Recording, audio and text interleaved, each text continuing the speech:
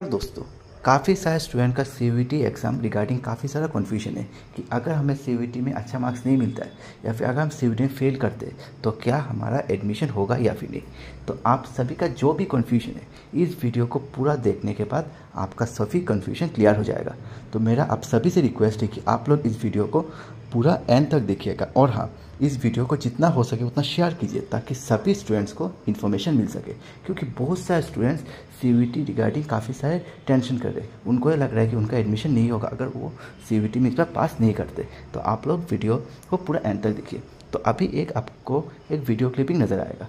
इस video clipping को देखने के बाद आपका जो भी कन्फ्यूजन है वो मैं आशा करता हूँ क्लियर हो जाएगा। तो आप लोग इस वीडियो को पूरा एंड तक देखिए।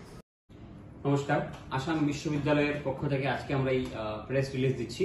বিগত 5 দিন থেকে প্রায় 4-5 দিন থেকে আমাদের কাছে বিভিন্ন কমপ্লেইন স্টুডেন্টের তরফ থেকে আসছিল। স্টুডেন্টরা যে সমস্যার সম্মুখীন হচ্ছিল আমাদের যে সিইউটি এক্সাম ইউজি কোর্সগুলোতে অ্যাডমিশন নেওয়ার জন্য অ্যাফিলিয়েটেড কলেজেসের মধ্যে আমাদের ছাত্রদেরকে বিভিন্ন জায়গায় অনেক দূর দূরান্তে ওদের পরীক্ষার সেন্টার যে পড়েছে তা নিয়ে আমাদের এই বরাকের ছাত্ররা বিশেষত খুব বেশি অসুবিধার সম্মুখীন হতে হচ্ছিল।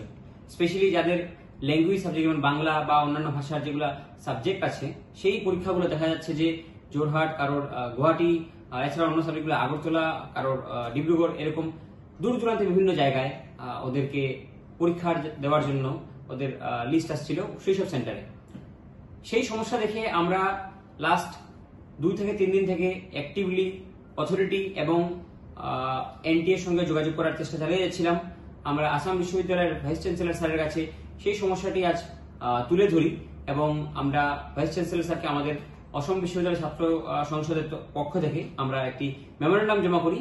আমরা চাই, আমাদের ইউনিয়নের পক্ষ থেকে এটাই আমাদের বক্তব্য, যে আমাদের বরাক ভ্যালির যে আমাদের ছাত্ররা আছে, আমরা আজকে দিল্লি, গুয়াহাটি এবং শিলচর বা করিমগঞ্জ শহর সমান নয়। আমাদের যাতায়াতের ব্যবস্থা সব জায়গার মধ্যে সমান নয়। অন্য জায়গায় 500 কিলোমিটার ডিস্টেন্স যে ম্যাটার করে, আমাদের এখানে 50 থেকে 100 কিলোমিটার ডিস্টেন্সেরও পার করে যাওয়াটা অনেক বেশি কষ্টকর ব্যাপার। এবং যে আজকের দিনে এই যে সিচুয়েশন, যেরকম যাতায়াত ব্যবস্থার অবস্থা, তা দেখে আমরা একটাই দাবি করতে পারি, এবং যে যদি এরকম এক্সাম ফেলতেই হয়, কেন আমাদের করিমগঞ্জে, আমাদের হাইলাকান্দিতে, আমাদের শিলচরে আরো বেশি সেন্টার করা হলো না? কেন এই বরাকভ্যালির ছাত্রদের জন্য বরাকভ্যালির মধ্যেই সেন্টার সব দেওয়া হলো না? সেটা আমাদের প্রশ্ন। তাই আমরা চাই যাতে আমাদের এই বরাকের ছাত্রদের কোনো অসুবিধা না হয়, তার কথা চিন্তা রেখে আমাদের লোকাল ছাত্রদের স্বার্থে চিন্তা করে অনেক গরিব গরিব ছাত্র যাদের জন্য গুয়াহাটি যাওয়া, যারা অনেক আছে কোনোদিন গুয়াহাটি যায়নি, কোনোদিন ডিব্রুগড় যায়নি, কোনোদিন জোরহাট যায়নি, সে কিভাবে, বা কোনোদিন আগরতলা যায়নি, সে কিভাবে, যে দিনমজুরের ছেলে কিভাবে টাকা খরচ করে একটা পরীক্ষা দেওয়ার জন্য সে যাবে? কেউ পাথারকান্দি কলেজে বা নীলামবাজার কলেজে এডমিশন নেওয়ার জন্য সে নীলামবাজার থেকে কি গুয়াহাটি কি এক্সাম দিয়ে আসবে বা আগরতলা কি এক্সাম দিয়ে আসবে? কেউ একজন সোনাই বা কাবুগঞ্জে পরীক্ষা কলেজে এডমিশন নেওয়ার জন্য তাকে যেতে হচ্ছে জোরহাট। তো সেটা আমরা মনে করি হওয়া উচিত নয়।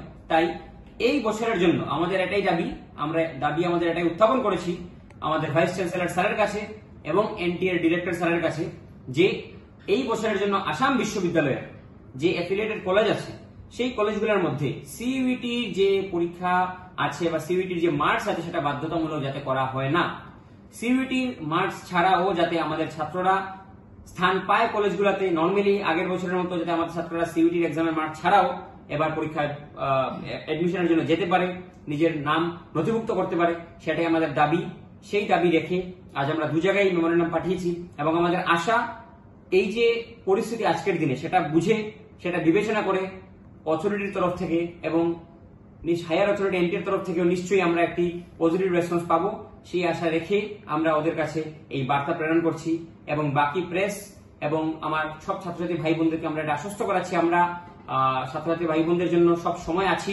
যতক্ষণ আমরা পারবো, যতটুকু সময় পর্যন্ত আমাদের দাবি দাবা পূরণ হবে না, আমরা ছাত্রছাত্রীর জন্য লড়াই করে যাব। একটা বেস্ট কেস সিনারিও ওদের জন্য তৈরি করে আমাদের দায়িত্ব এজ এ স্টুডেন্ট লিডার আমরা এটা আশা করি এবং আমাদের কর্তব্যের প্রতি আমরা নিষ্ঠাবান।